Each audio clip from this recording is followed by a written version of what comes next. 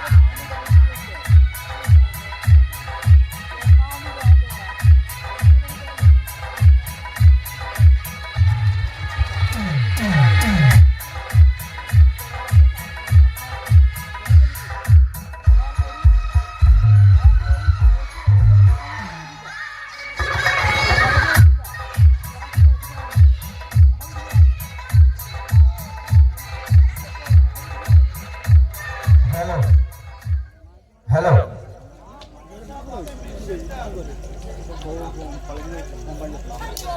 ঠিক আছে ঠিক আছে, রাখো, আমি দেবো, ঠিক আছে। আচ্ছা ভাই, এ পুত্রা, শরবত তো খেয়ে নিয়েছো, পয়সা আছে কি? পয়সা নেই? তাহলে কি করবো? তাহলে পেট কেটে দেবো নাকি? পয়সা আছে বটে? পয়সা নেই, তাহলে কি করবো? পেট কেটে দেবো কি? তাহলে তাহলে যেরকম চেয়েছো সেরকম বের করে দেবো নাকি?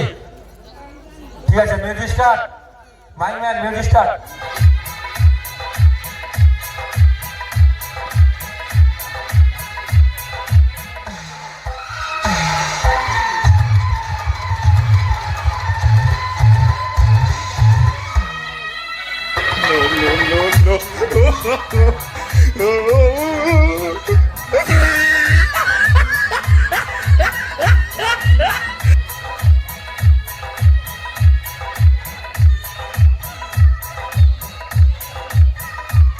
I owed him up.